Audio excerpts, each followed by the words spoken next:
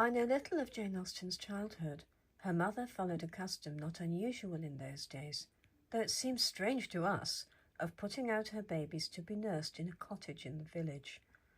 The infant was daily visited by one or both of its parents, and frequently brought to them at the parsonage, but the cottage was its home and must have remained so till it was 1 year old, and able to run about and talk, for I know that one of them in afterlife used to talk of his foster mother as Movie, the name by which he had called her in his infancy.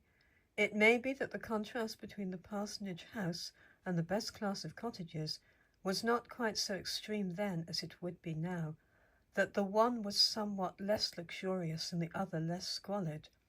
It would certainly seem from the results that it was a wholesome and invigorating system, for the children were all strong and healthy. Jane was probably treated like the rest in this respect. In childhood, every available opportunity of instruction was made use of. According to the ideas of the time, she was well educated, though not highly accomplished, and she certainly enjoyed the important element of mental training associated at home with persons of cultivated intellect. It cannot be doubted that her early years were bright and happy, living, as she did, with indulgent parents in a cheerful home, not without agreeable variety of society. To these sources of enjoyment must be added the first stirrings of talent within her, and the absorbing interest of original composition. It is impossible to say at how early an age she began to write. There are copybooks extant containing tales, some of which must have been composed while she was a young girl, as they had amounted to a considerable number by the time she was 16.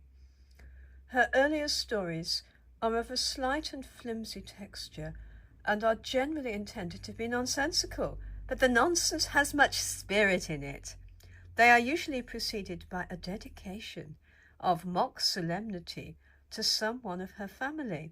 It would seem that the grandiloquent dedications prevalent in those days had not escaped her youthful penetration.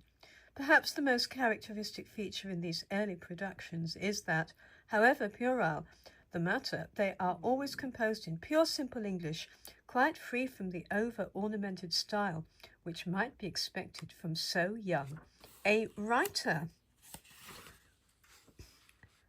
Her own mature opinion of the desirableness of an early habit of composition is given in the following words of a niece.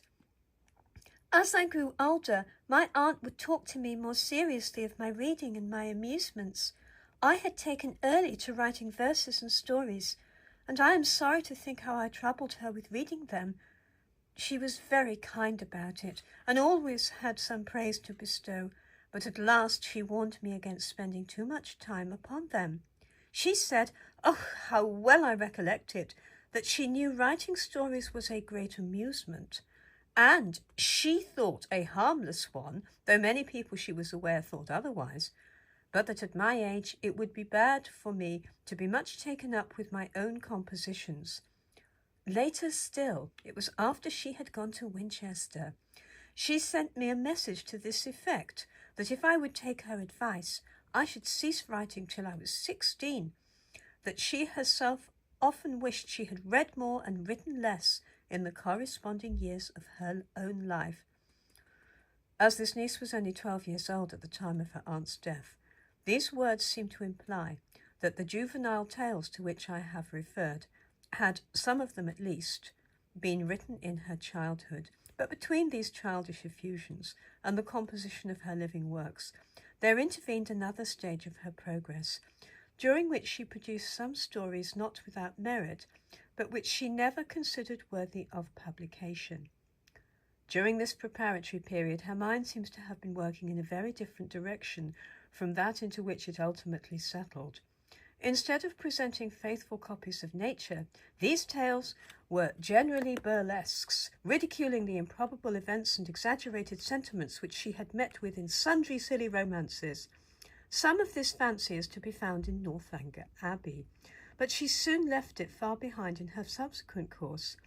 It would seem as if she were first taking note of all the faults to be avoided, and curiously considering how she ought not to write, before she attempted to put forth her strength in the right direction. The family have, rightly I think, declined to let these early works be published. Mr. Shortreed observed very pithily of Walter Scott's early rambles on the borders, "He was making hisself at the time, but he didna ken, maybe, what he was about till years had passed.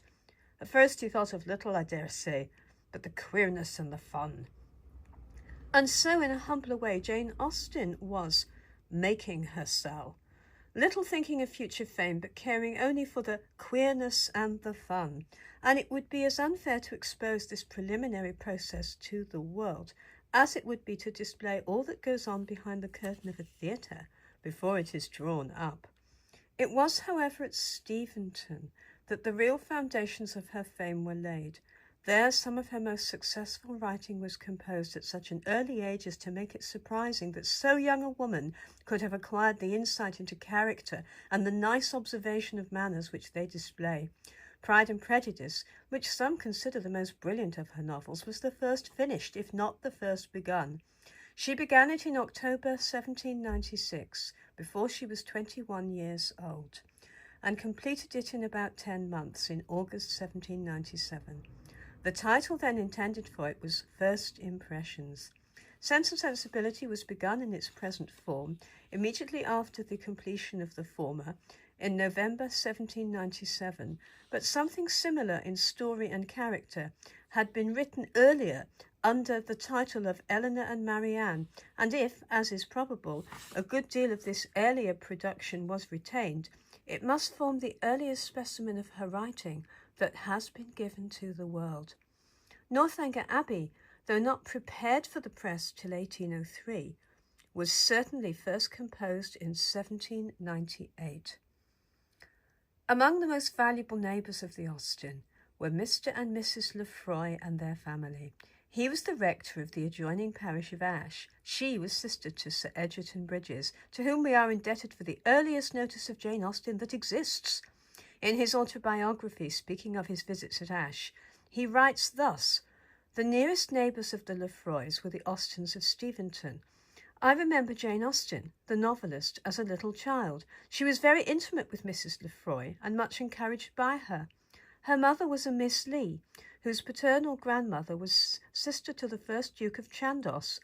Mr. Austen was of a Kentish family, of which several branches have been settled in the Weald of Kent, and some are still remaining there. When I knew Jane Austen, I never suspected that she was an authoress, but my eyes told me that she was fair and handsome, slight and elegant, but with cheeks a little too full." One may wish that Sir Egerton had dwelt rather longer on the subject of these memoirs, instead of being drawn away by his extreme love for genealogies to her great-grandmother and ancestors. That great-grandmother, however, lives in the family records as Mary Brydges, a daughter of Lord Chandos, married in Westminster Abbey to Theophilus Leigh of Addlestrop in 1698.